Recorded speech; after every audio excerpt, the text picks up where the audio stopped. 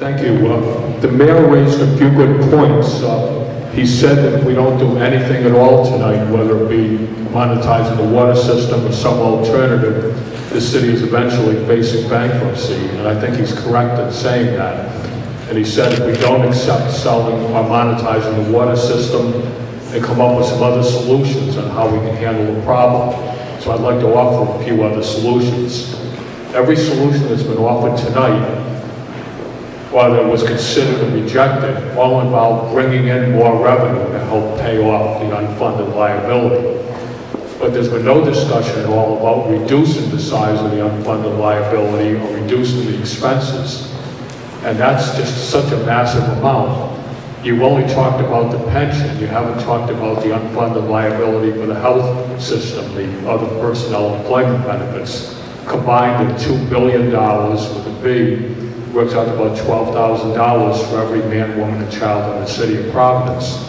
So I think we need to look at solutions that would reduce that $2 billion amount.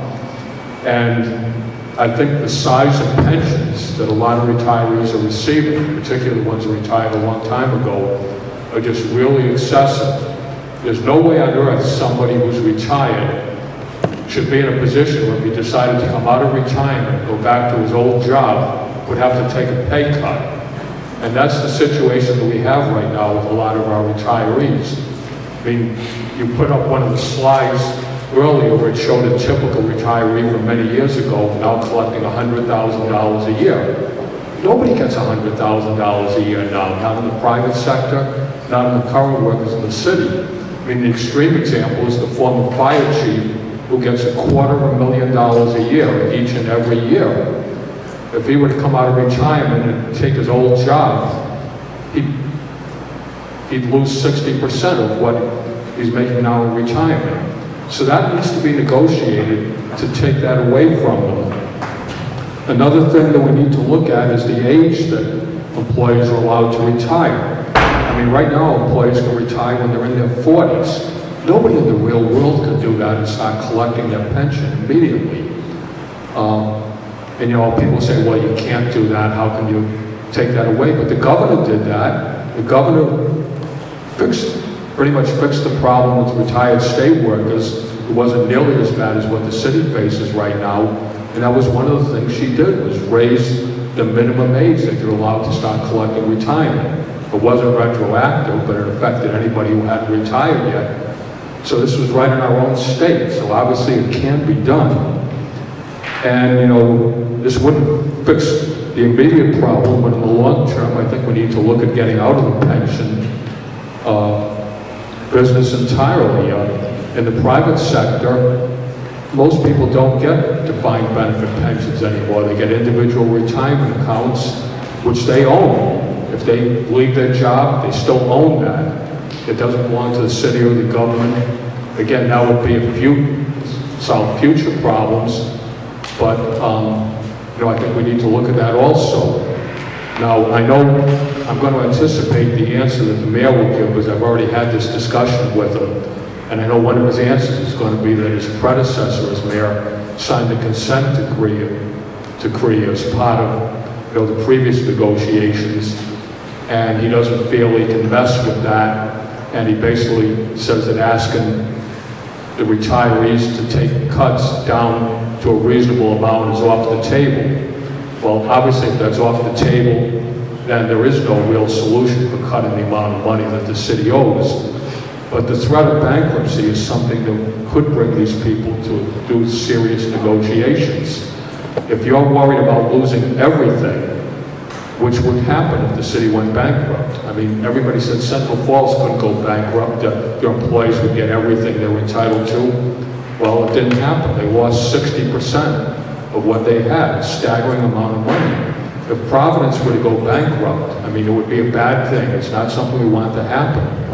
But our retirees would lose more than 60%. But since Central Falls went bankrupt, the state changed their laws where now in a bankruptcy, the bondholders get first crack at whatever money is left over, and the retirees get what's left, which would basically be nothing. So, you know, that's a pretty good incentive for the city to do serious negotiations about, or the retirees doing serious negotiations on this, knowing that they would lose everything if they don't give in. And worst case scenario, if they still wouldn't budge at all and the city ended up going bankrupt, which it will do if none of these solutions at all are ever implemented, then the mayor has said, well then, the bankruptcy court will sell the water system and will really be in deep trouble. And so I went in and talked to the top expert in the state of Rhode Island on bankruptcy, Judge Bob Flanders, who managed the bankruptcy in Central Falls and also consulted on restructuring in a couple of other communities in Rhode Island to prevent them from going into bankruptcy. And I told him what the mayor had said about, going ahead and selling the water system to somebody we wouldn't like. And this expert told me that that is the absolute last thing that would happen in a real bankruptcy, is selling the assets of the city.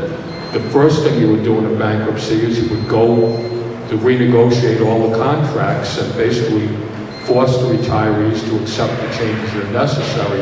That would be the first thing you would do, and you would never get to the point of selling your assets. So, again, I'd like to hear somebody address what consideration would be, instead of looking for more revenue to solve this problem, what you're doing to try and reduce the current costs. So I just, first that's going to probably take a few of us to answer, because there was a lot of questions in there. And then I just, out of respect for people's time, since I think, I don't even know what time it is.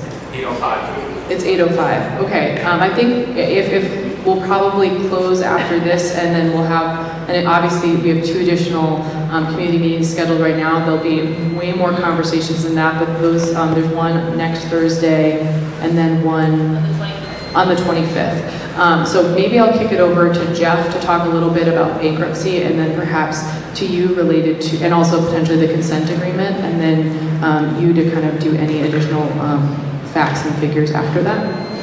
Okay. So, first of all, Chapter 9 bankruptcies are very complicated. So no one can say with certainty, no matter how much of an expert they are, what's going to happen. If you look at examples, because there are examples, a number of examples of what's happened in municipal bankruptcies, in none of them are there just cuts and nothing done to the assets of whatever municipality is filing bankruptcy. Municipalities are forced to raise taxes, cut services, pensions do get cut, and assets get monetized, if not sold. As one example, we don't have hours to go into all the various scenarios that happen in municipal bankruptcies, but one of the more well-known ones is the Detroit bankruptcy. And in that case, there was a serious risk of them having to liquidate their most valuable asset, which was considered to be this art collection that the city of Detroit owned that was valued at around $800 million. And we weren't in the room, so we don't know all the negotiations that were happening. What we do know was the result was some very wealthy billionaire philanthropists put $800 million into a fund that was put into the bankruptcy, and no art had to be sold. So $800 million was a pot of money put in lieu of having to liquidate the city's art supply. Again, it gets complicated. I don't think a judge could necessarily force the liquidation, but a judge could then not allow the cutting of the pensions, not allow other things to happen. They're very complicated cases where you have lawyers. If there's a Chapter 9 bankruptcy, there's going to be battalions of lawyers representing the bondholders and the retirees and the unions, trying to ensure that the city gets the most revenue from any assets it has and raises taxes and cuts services before anything happens to anyone else, whereas the city will be trying to do the opposite. So we're not saying that there's a certainty of anything that would happen. We're saying that you can look at enough examples to see the consequences, the real consequences to cities, to taxpayers, to retirees, and they tend to be pretty negative for all. So we're trying to avoid that so we don't have all of those negative consequences. And it's very real to say that Providence water as our most valuable asset is something that would be at risk. We don't know what would happen. We don't want to find out. And you kind of hit on it before, and we talked about it already, but the consent decree and the agreement that exists does put a lot of limitations on the city in terms of how we can negotiate with retirees. We are putting together a set of proposals related to that, and we'll continue to look at all the options as we always are. But again, because of some of the legal actions that have been taken in the previous administrations, our ability to negotiate new terms or different terms we could try, but the likelihood that we would be able to actually be successful, because we would likely be challenged in court, is pretty low. And so those are just all things that we're considering as we look at some of the other pieces. I'll also note that as we further look at pension reform, going back to I think the mayor's point and the point that Larry made earlier, all of those types of concessions, if you will, or changes, in some may have a good impact, but not to the scale of this problem. And so a lot of the interventions you're talking about have impacts like $4 million a year, $5 million a year, which are all like substantial and over time add up, but you have to have so many reforms for it to be meaningful that you have to, that would be very challenging. The last thing I'll note is, and then I'll maybe hand it to Larry quickly if needed, though I think I might have addressed most of that, is that even if we took away any pension benefits, health benefits for current and future employees, this problem wouldn't go away.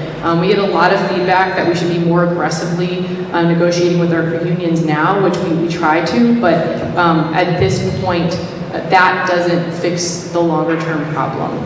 I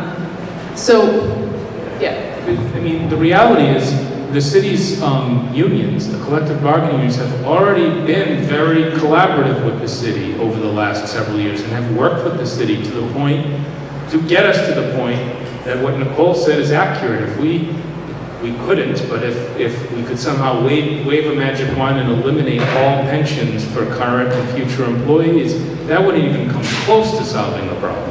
The problem is with what is required to pay for retirees.